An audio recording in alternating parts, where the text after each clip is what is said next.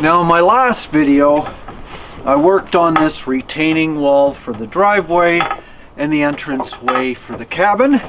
Not quite finished yet, and I got a lot of great comments for it, some really good ideas, including simple ones like when I left this canoe here, I had it up, and of course, yeah, it could fill up with water, so I flipped it down. I'm not using it right now, so everything's flipped the other way, and that's the bonus of having this open area, that it takes the front and back where the canoe curves down, actually makes it a little bit more secure.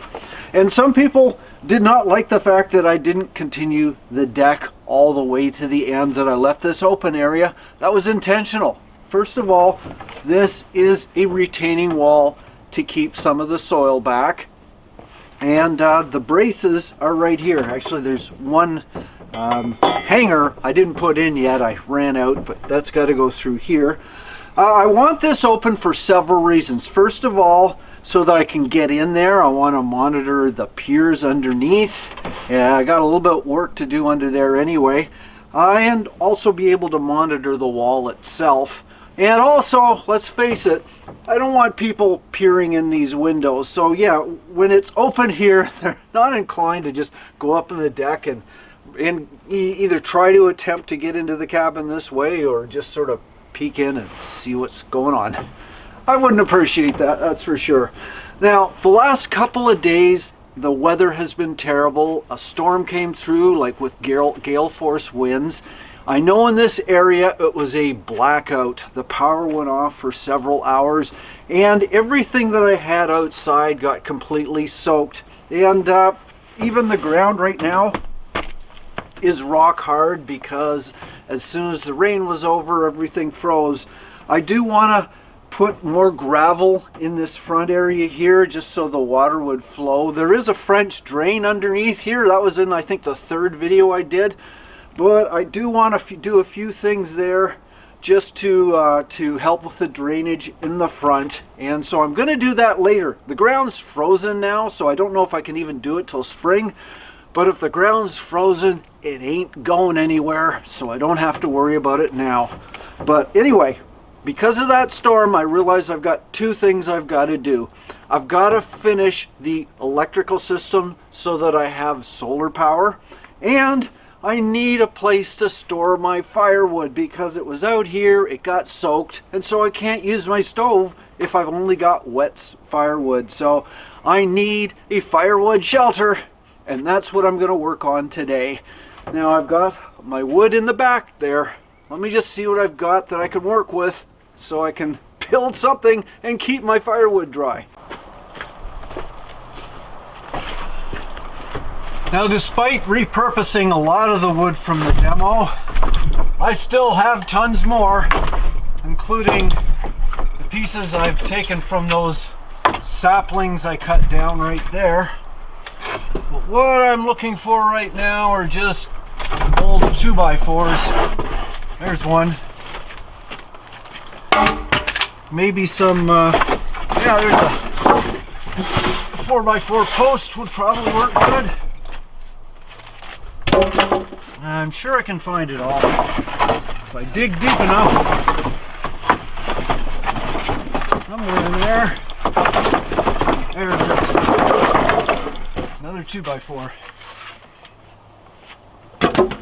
So that should get me started on the frame. And the other part is the roof.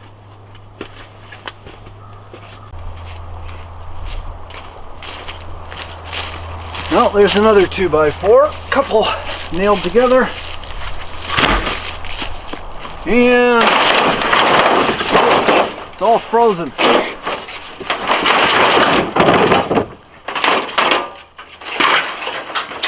Hey, lots of ice.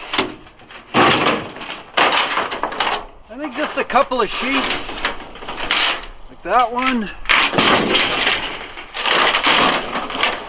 This one.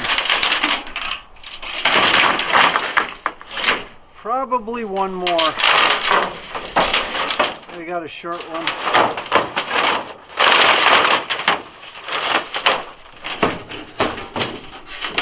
Well, That's a start anyway. Let's see what I can come up with.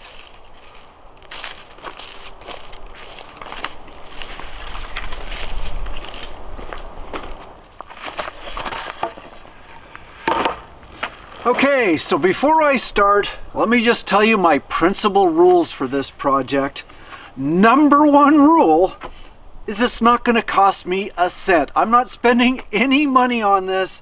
It's all going to be salvaged materials. The second thing is it's got to work. You know, it's got to be fit for purpose, but it's only to shelter firewood, so that shouldn't be too difficult. Here's what I got for my 2x4s, and I've got these 3 here, which I think are long enough that they should be able to support the metal roofing, which is over there.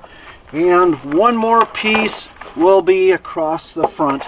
So the rest is for columns and cross pieces. I think I've got enough wood, but the other thing I need for this is something to put all the firewood on. It's not just going to be right on the dirt, and I think I've got the perfect thing for that over here.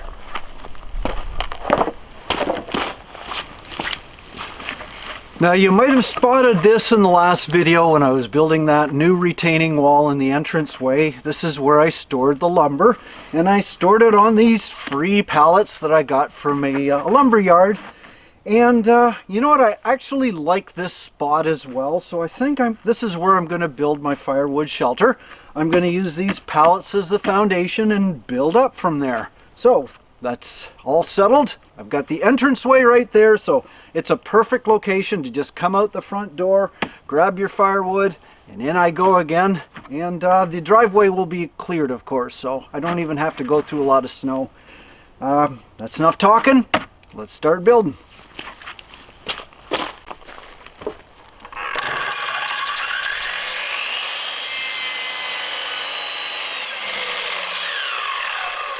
Just to clarify, I don't have my solar panels up, so to get electricity, I charge my power station off-site to use for my power tools. I built a frame for the roof and 2 supports on the back, then lifted it in place.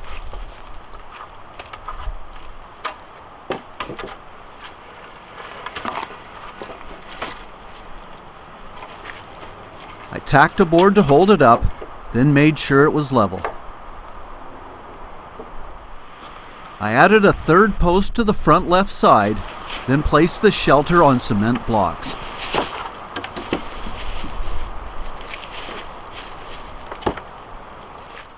One last post was cut and secured on the right side.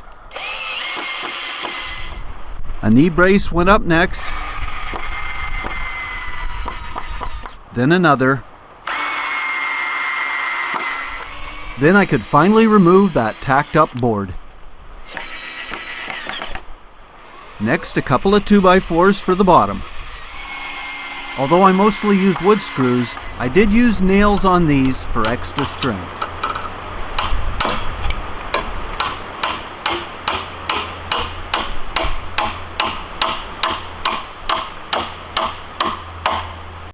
Now I could add the pallets.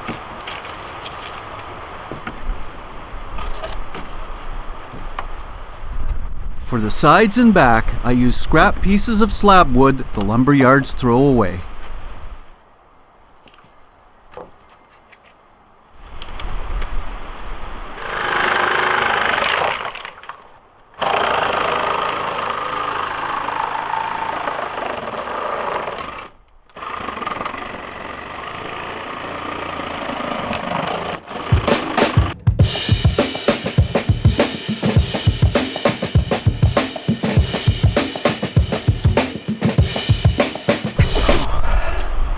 Well, that's part 1. However, it's starting to rain. I wanted to get the roof up before the rain started, but I'm a little late, so I got to bring my tools in. They're going to get soaked. Hopefully, I'll get a chance later on this afternoon to finish it off.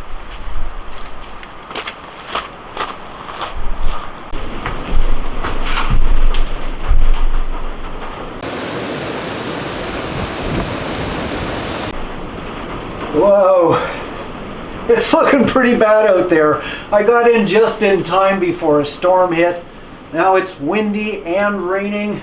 I did get the roofing cut. It would only taken me probably half an hour, but it's gonna have to wait till tomorrow now. I'm not going out there.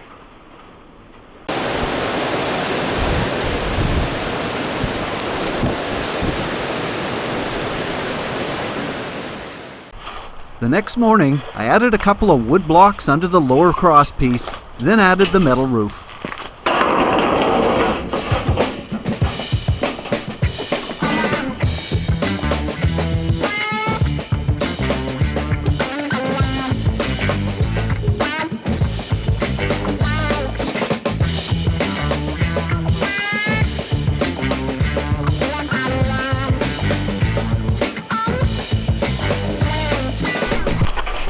Well, that's it.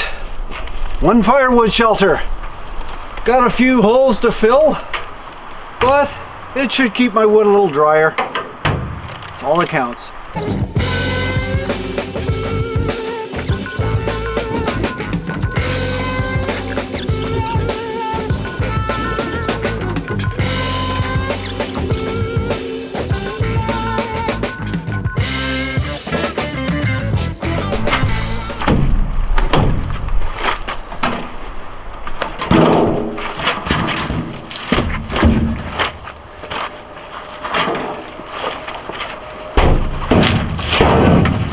Oh.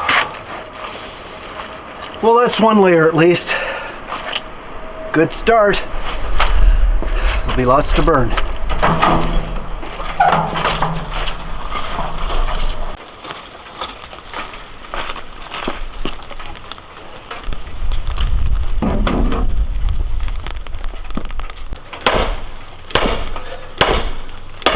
My chopping log's a little bouncy. I need to anchor it somehow.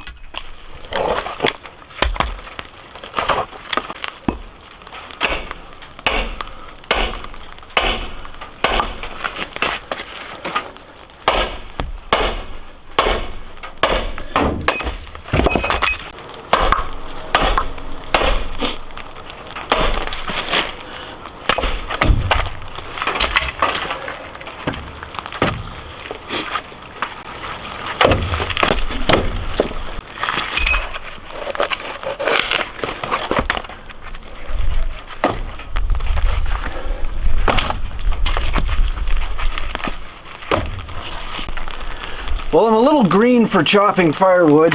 However, the wood's not green.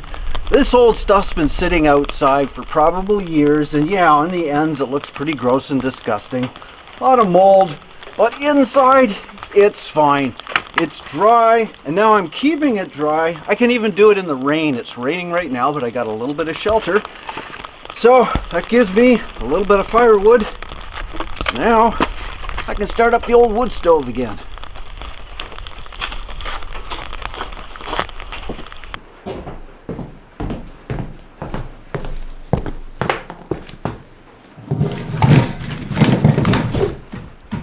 Now there have been a few changes since you last saw the stove based on my viewers' comments. And let me just open her up, get a light and show you. I now have a grill. I made this out of rebar and rebar wire. Used the rebar that I salvaged from my old retaining wall, cut it up and wired it. I think it should help. It brings the big pieces of wood off the ground so there's a little bit more ventilation underneath. But I also added some fire bricks. I added 7, so the bottom is lined with fire bricks and a few on the side. Now I didn't go up all the way, but I don't know if people notice this. There actually is already something here in place. These metal plates are all around and I think they have heat keeping properties. So I don't think I need to line the entire stove with fire bricks, but I'll put a few in, see if it makes a difference. I think this should work, and one suggestion I had from my viewers is the way that I load it. And first of all, yes, I should put a lot of firewood at the beginning and let the whole place really heat up, and then just let it, retain its heat from the embers and the coals. But some people have suggested that I load the big pieces on the bottom and put the smaller pieces, the kindling, on the top, and then my paper. Well, let's just try it for a test first. I have my doubts, but let's see. I'm willing to try anything. It's all an experiment.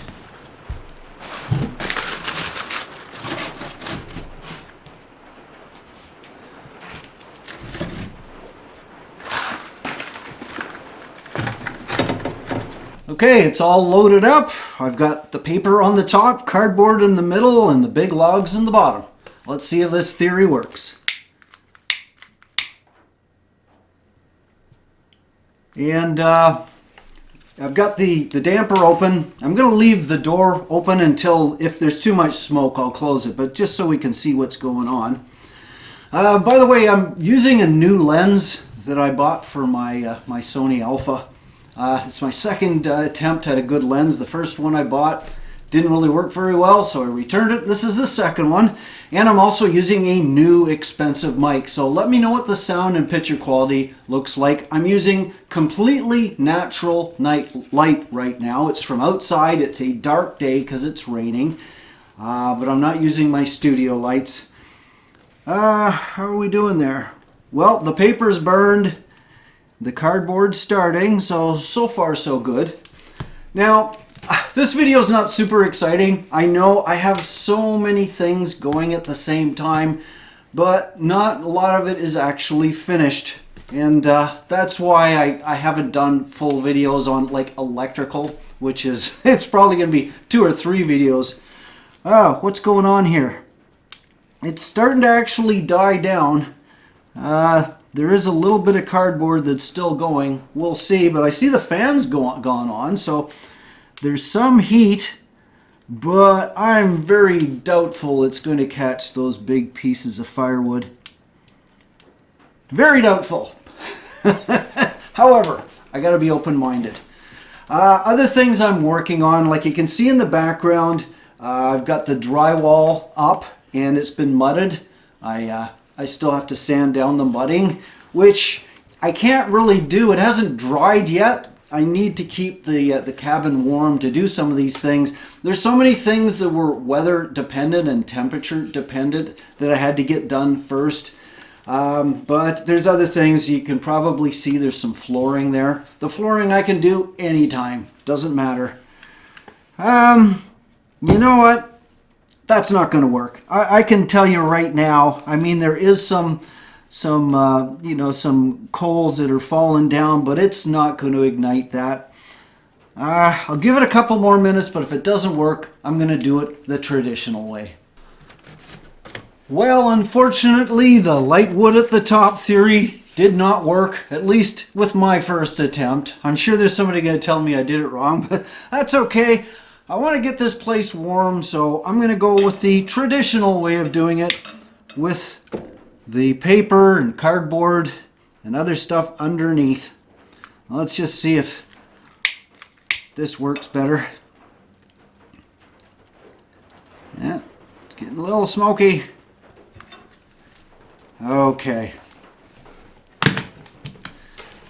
Oh, sorry. Gotta shut that right away. I can see it's gonna go up quite quickly.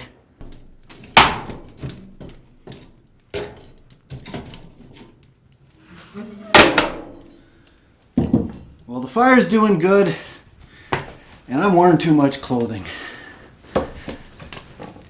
Okay, well, I thought of a way of ending this video because it's so low key. It wasn't even a proper do-it-yourself video because I didn't go step by step. I just, well, this is what I got, and I just sort of winged it and came up with the firewood shelter. But I'd like to do something else, you know, that is a little bit more creative, that's tried and true, and give you proper step by step. There's other things I want to do as well, because I probably won't be doing a lot of traveling the next little while. I mean, last year at this time, I was getting ready to go to the Southeast U.S. Don't think I'm going to do that yet, or at least go anywhere for maybe a month or two. I'm going to stick by the cabin and, you know, do a few little videos here, keep working on it. But, yeah, this is a little low-key, so I had to come up with some little story at the end. And I got on the news headlines, and although this was a few months ago, it's still noteworthy. The headline is this: Fire crews rescue Washington woman after she falls headfirst into toilet. What a scary story. And it wasn't just any toilet, it was a pit toilet. It was a camping toilet. Apparently she was out in the wilderness in Washington and nature called, so she went to the nearest pit toilet. They call them vault toilets in the US. I have no idea why. Is there money in there? Dirty money, I guess. But yeah, she has a little sit down thinking and whoop, in she went. I mean, I really felt bad for this person because, I mean, you must be traumatized going right into the hole of a pit toilet. I mean, it's bad enough so many people are afraid of like bears and spiders and snakes. Now you got to be afraid of the pit toilet. That's not good. Had to dig a little bit more on this, and of course it's not always what the headline says it is, because she didn't just happen to just go whoop down into the toilet. She lost her cell phone in there, dropped it, and she was going in after it. Well, that's a little bit different. Apparently, she in it went, and her cell phone, I guess, meant a lot to her. So she took the seat off and all the hardware on the top so she could get right down in there and lean over. And she had a dog leash, which kind of, first of all, there's two questions here. Why do you have a cell phone in a toilet? That's not the place I'd want to start a conversation. And the second is she actually had a dog leash. Well, what happened to the dog? Was it a Shih Tzu? Anyway, she's dangling over, she's trying to hook her cell phone, and down she went. Gravity took over, head first into the doo-doo. Managed to find her cell phone, call 911, and they got her out of there. All was well. But I think there's a lesson in this whole story, and it's not be scared of pit toilets and not be afraid of the outdoors. It's all about be very, very careful with your cell phone and do not let it rule your life. If I drop my cell phone in a toilet, it stays there. As a matter of fact, I was several times I'd like to throw my cell phone in the toilet. I'd feel a lot much better. But I think the lesson here is don't let technology ruin your life, put you in danger. It's there to help you. I hope she learned something, not to be afraid of the wilderness, but to be very careful and very mindful of that evil tool, the cell phone. Well, I hope you enjoyed this video. Check out my others as well.